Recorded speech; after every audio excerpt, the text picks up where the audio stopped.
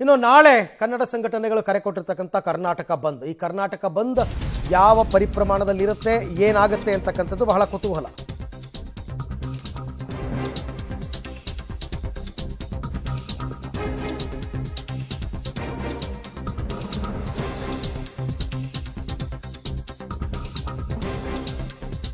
So ನಾಳೆ ಬಂದ್ ದಿನ ಏನಿರುತ್ತೆ ಏನಿರಲ್ಲ, ಶಾಲಾ ಕಾಲೇಜಿನ ಕಥೆ ಏನು, BMTC KSRTC ಕಥೆ ಏನು, ಇದೆಲ್ಲವನ್ನು ಕೂಡ ತಿಳ್ಕೊಳ್ಬೇಕಾಗುತ್ತೆ ನಾಳಿನ ಬಂದ್ ವಿಚಾರಕ್ಕೆ ಸಂಬಂಧಪಟ್ಟಂತೆ.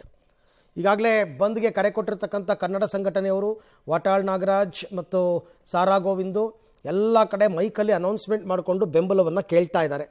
ಕೆಲವರೆಲ್ಲರೂ ಕೊಟ್ಟಿದ್ದಾರೆ, ಕೆಲವರೆಲ್ಲ ಇಲ್ಲ ಅಂತ ಹೇಳಿದ್ದಾರೆ. ಈಗ BMTC ಬಸ್ ಏನದು ಯಥಾಸ್ಥಿತಿ ಅಂದರೆ ಅದು ರನ್ ಆಗುತ್ತೆ ಅಂತ, BMTC ರನ್ ಆಗುತ್ತೆ ನಾಳೆ. ಆಮೇಲೆ KSRTC ನಾಳೆ ರನ್ ಆಗುತ್ತೆ. ದೂರದ ಊರುಗಳಿಗೆ ಹೋಗ್ತಕ್ಕಂಥವ್ರಿಗೆ ಯಾವುದೇ ಆತಂಕ ಬೇಕಾಗಿಲ್ಲ, KSRTC ಬಸ್ನಲ್ಲಿ ಹೋಗ್ಬೋದು. ಇನ್ನು ಬೆಂಗಳೂರಿನಲ್ಲಿ ಮೆಟ್ರೋ ಯಥಾಸ್ಥಿತಿ ಓಡಾಡುತ್ತೆ, ಟ್ರೈನ್ಗಳೆಲ್ಲವೂ ಕೂಡ ಮೆಟ್ರೋನಲ್ಲಿ ಅವಲಂಬಿತರಾಗಿರ್ತಕ್ಕಂಥವ್ರು ಮೆಟ್ರೋದಲ್ಲಿ ಓಡಾಡ್ಬೋದು. ಸ್ಕೂಲ್ ಇದೊಂದು ಪೇರೆಂಟ್ಸ್ಗೆ ತುಂಬ ದೊಡ್ಡ ಗೊಂದಲ ಇದೆ, ಬಟ್ ಸ್ಕೂಲ್ ಯಥಾಸ್ಥಿತಿ. Private and government school close ಆಗಲ್ಲ.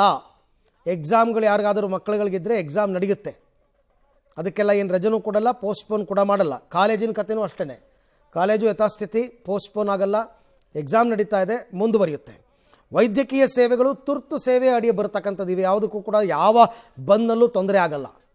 ವೈದ್ಯಕೀಯ ಸೇವೆ ತುರ್ತು ಸೇವೆ, ಇದು ಎಮರ್ಜೆನ್ಸಿ ಸರ್ವಿಸ್, ಹಾಗಾಗಿ ವೈದ್ಯಕೀಯ ಸೇವೆ, ಮೆಡಿಕಲ್ ಸ್ಟೋರ್ ಇವೆಲ್ಲ ಇದ್ದೇ ಇರುತ್ತೆ.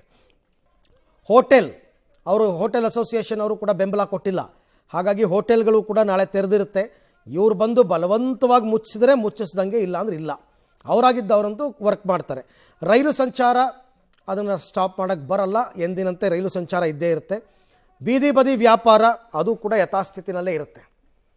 ಸೊ ಇದೊಂಥರ ತೀರಾ ಅಂತ ಏನು ಬೆಂಬಲ ಸಿಕ್ಕಂಗೂ ಕಾಣಿಸ್ತಾ ಇಲ್ಲ. ಬಟ್ ಏನು ಇರಲ್ಲ ಅಂತಂದ್ಬಿಟ್ಟು ಹೇಳ್ಬಿಡ್ತೀವಿ, ಅದನ್ನು ಒಂದು ಸರ್ತಿ ನೋಡ್ಕೊಂಬಿಡಿ. ಆಟೋಗಳು ಇರಲ್ಲ ನಾಳೆ, ಬಹುತೇಕ ಆಟೋ ಯೂನಿಯನ್ ಅವರೆಲ್ಲರೂ ಕೂಡ ಬೆಂಬಲ ಕೊಟ್ಟಿದ್ದಾರೆ. ಹಾಗಾಗಿ ಬೆಂಗಳೂರಿನಲ್ಲಿ ನಾಳೆ ಆಟೋ ಇರಲ್ಲ. ಓಲಾ ಊಬರ್ ಕೂಡ ಇರಲ್ಲ, ಅದು ಟ್ಯಾಕ್ಸಿ ಆಗಿರ್ಬೋದು ಅಥವಾ ಆಟೋ ಆಗಿರ್ಬೋದು. ಓಲಾ ಊಬರ್ ಕೂಡ ನಾಳೆ ಇರಲ್ಲ. ಥಿಯೇಟ್ರ್ ಬಂದ್ ಮಾಡ್ತೀವಿ ಅಂತ ಹೇಳಿದ್ದಾರೆ, ಬಟ್ ಇಡೀ ದಿನ ಥಿಯೇಟ್ರ್ ಬಂದ್ ಆಗುತ್ತಾ ಅಥವಾ ಒಂದು ಶೋ ಮಾಡ್ತಾರಾ? ಬಹುತೇಕ ಇಡೀ ದಿನ ಮಾಡ್ತಾರೆ ಅಂತ ಅನಿಸುತ್ತೆ. ಇನ್ನು APMCಗಳು ಬಂದ್ ಆಗ್ತಾ ಇದೆ ನಾಳೆ, ಗೊತ್ತಿಲ್ಲ ಪಾಪ. ದೂರದಿಂದ ರೈತರು ಎಲ್ಲ ಪಾಪ ಫ್ರೆಶ್ ಹೂವು ಹಣ್ಣು ತರಕಾರಿ ಎಲ್ಲ ತಂದುಬಿಟ್ಟು APMC ಕೆಲಸ ಮಾಡಲಿಲ್ಲ ಅಂತಂದರೆ ಸ್ವಲ್ಪ ರೈತರು ಇದ್ರ ಬಗ್ಗೆ ಗಮನ ಇಟ್ಕೊಳ್ಳಿ, ಮೊದಲೇ ತಿಳ್ಕೊಳ್ಳಿ ನಾಳೆ APMC ಆಪ್ರೇಟ್ ಆಗುತ್ತಾ ಇಲ್ವಾ ಅಂತ. ಇನ್ನು ಅಂಗಡಿ ಮುಗ್ಗಟ್ಟು 50-50, ಯಾಕೆಂದರೆ ಇವರೇ ಬಂದು ಮುಚ್ಚಿಸ್ತಾರಲ್ಲ, ಹೋರಾಟಗಾರರೇ ಬಂದು ಮುಚ್ಚಿಸ್ತಾರೆ. ಹಾಗಾಗಿ ಅಂಗಡಿ ಮುಂಗಟ್ಟುಗಳು ಅವರು ಸ್ವಪ್ರೇರಿತವಾಗಿ ತೆಗಿತಾರೆ, ಆದರೆ ಬಂದು ಮುಚ್ಚಿದ್ರೆ ಅವ್ರು ಬಂದು ಏನು ಮಾಡೋಕ್ಕಾಗಲ್ಲ. ಸೊ ಹಾಗಾಗಿ ಅವರು ಕೂಡ ಕ್ಲೋಸ್ ಮಾಡ್ಬೋದು. ಇದೆಲ್ಲವೂ ಕೂಡ ಏನಿರುತ್ತೆ ಏನಿರಲ್ಲ ಅನ್ನೋದಕ್ಕೆ ಸಂಬಂಧಪಟ್ಟಂತಹ ಮಾಹಿತಿಯನ್ನು ನಿಮಗೆ ನಾವು ಕೊಡ್ತಾ ಇದ್ದೀವಿ. ಬಹುತೇಕ ಎಲ್ಲ ಸೇವೆಗಳು ಕೂಡ ಇರುತ್ತೆ. ಆಟೋದಲ್ಲಿ ಓಡಾಡೋರು ಬೇಕಾದರೆ ನೀವು ಮೆಟ್ರೋ ಮತ್ತು BMTCನಲ್ಲಿ ಓಡಾಡ್ಕೋಬೇಕಾಗತ್ತೆ, ಆಟೋದಲ್ಲಿ ಓಡಾಡ್ತಕ್ಕಂಥವ್ರು. ಆಮೇಲೆ ಬೇರೆ ಬೇರೆ ಟ್ಯಾಕ್ಸಿಗಳು ಇರಲ್ಲ ನಿಮಗೆ, ಓಲಾ ಊಬರ್ ಆ್ಯಪ್ ಆಧಾರಿತ ಇರಲ್ಲ, ಅದರಲ್ಲಿ ಓಡಾಡಬೇಕು ಅಂತಂದರೆ ಆಗಲ್ಲ. ಸೊ ಹಾಗಾಗಿ ಕೆಲವರು ಸಪೋರ್ಟ್ ಮಾಡಿದ್ದಾರೆ, ಕೆಲವರು ಸಪೋರ್ಟ್ ಮಾಡಿಲ್ಲ. ಈ ಬಗ್ಗೆ ಮತ್ತಷ್ಟು ಮಾಹಿತಿ ನನ್ನ ಕೊಲೀಗ ಪವಿತ್ರ ಅವರಿಂದ ಪಡ್ಕೊಳ್ಳೋಣ. ಪವಿತ್ರ, ದಿನಗಳು ಹತ್ತಿರ ಬರ್ತಾ ಇದ್ದ ಹಾಗೆಯೇ ಮತ್ತಷ್ಟು ಮಗದಷ್ಟು ಸಂಘಟನೆ ನಮ್ಮ ಬಂದ್ಗೆ ಬೆಂಬಲ ಕೊಡ್ತಾರೆ ಅಂತ ವಿಶ್ವಾಸದ ಮಾತುಗಳನ್ನ ವಾಟಾಳ್ ನಾಗರಾಜ್ ಅವರು ಆಡಿದರು. ಈಗಿನ ಪರಿಸ್ಥಿತಿ ರೈಟ್ ನೌ ಹೇಗಿರ್ಬೋದು ನಾಳಿನ ಬಂದ್ ಅಂತ?